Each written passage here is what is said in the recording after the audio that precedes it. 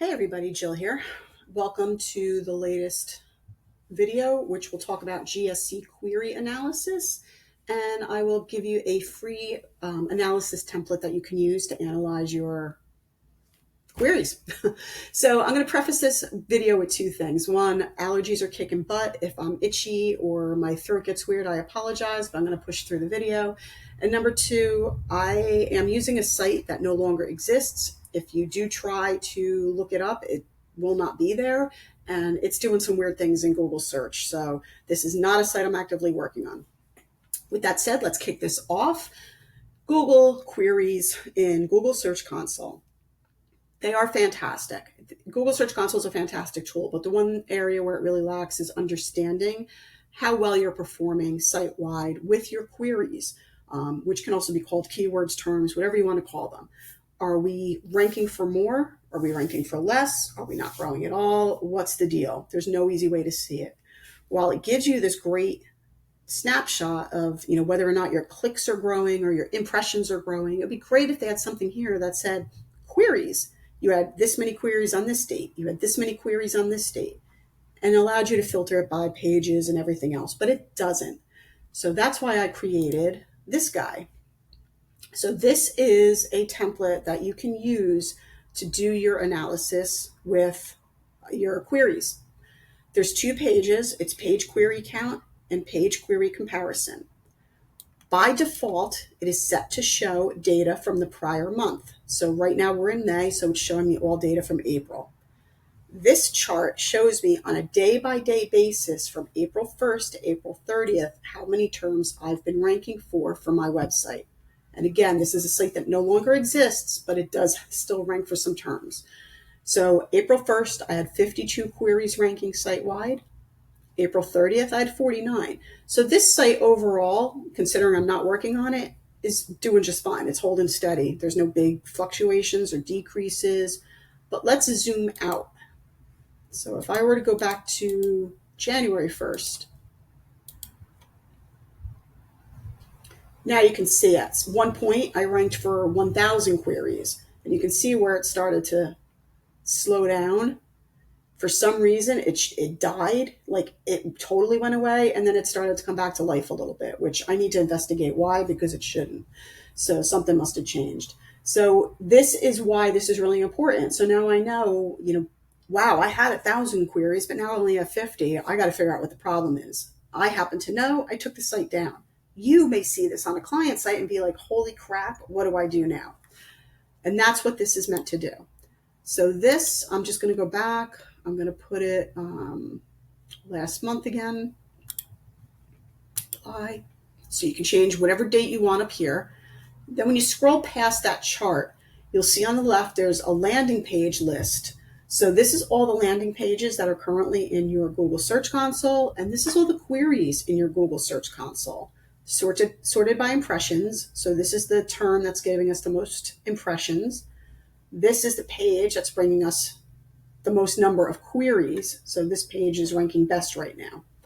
Where it really gets cool though, I can see, say my client was really concerned about this article. I can click on this. You'll see that it'll bold. And then notice on the right, all the queries. It's showing me every query from last month that there was visibility for. So I had 41 queries over the last month that I've had visibility for this article. When I scroll up to the chart, this query chart is specific to this page. So I can see on April 1st, I had 10 queries ranking. Now I have 15. So I actually grew even though the page doesn't exist. So this is how you use this. And then you'll go through. Say he wanted to check on the Ford Pinto. How well is that article performing for us? I can click on that one instead. You'll notice the queries change on the right. And then you'll notice the chart is different. So you can see we've been pretty flat.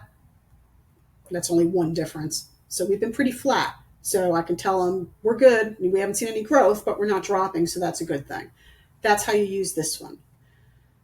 Now, page query comparison I did because what was happening was, all right, if I found a page where maybe I lost 50, I don't know what terms were lost, and I needed to understand what was going on. So page query comparison allows you to compare two specific dates.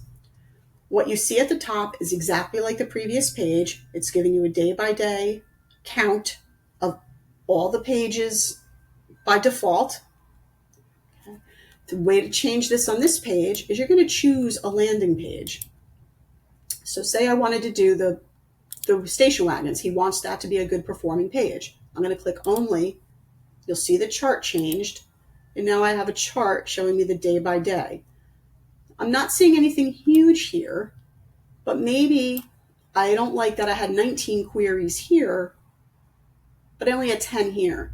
So from April 19th to April 28th, somehow I lost 9 queries. My boss is freaking out or my client's freaking out, and I need to tell them why. What did we lose? So down below, you can compare two dates. Date 1, I'm going to set as April 19th because that is the date we were doing really well on. So let's click this. We go to Setup under Chart, scroll down, and you'll see a date.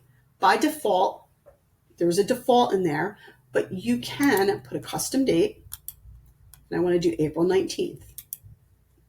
And what this will do, it'll show me all the terms that this page ranked for on April 19th. We want to compare that with April 28th because that's the date we really hit an all-time low for this page. So we're going to change this one to April 28th.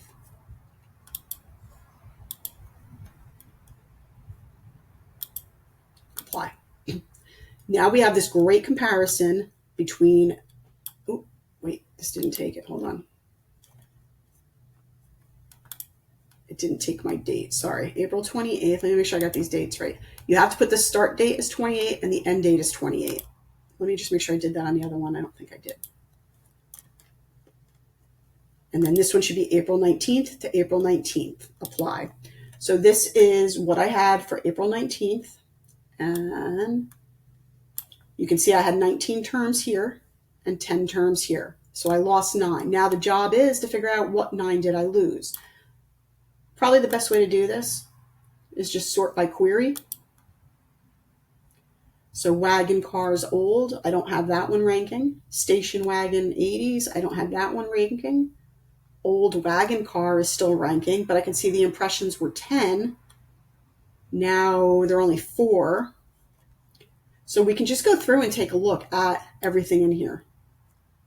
And now I can tell my boss, okay, 1980 station wagon, we lost that one. Okay, we lost that one big. And that's what this topic is very much about. But yet we lost that whole term. I need to get back to my article, revamp that to make sure that term comes back to life. And that's what this page is for, comparing two data points to understand where you lost your traffic. Okay. To get this thing set up, you go to Resource. Okay, when you download this, I'm going to give you a link. You have to download it to your own Looker Studio. Okay, you can't use this one. It's got to be downloaded. When you download it, it should automatically prompt you to hook in your own data source. So you're going to just connect it to Google Search Console. And then when it asks you for a data source, you need to put in your GSC site and your GSURL site. Okay, so if you're already hooked into Google Search Console and this is what you see, you can just click Edit Connection up in the top, and then just choose whatever Search Console account that you want to connect. And you're going to do that one for site and one for URL. Okay, they're two different things. So you have to make sure you're choosing the right one, URL impression or site impression. You need to have both. Okay. And that's it. So if you have any questions on any of this, just let me know. I hope you guys find this helpful, and around if you need me. Thanks very much. Have a great day.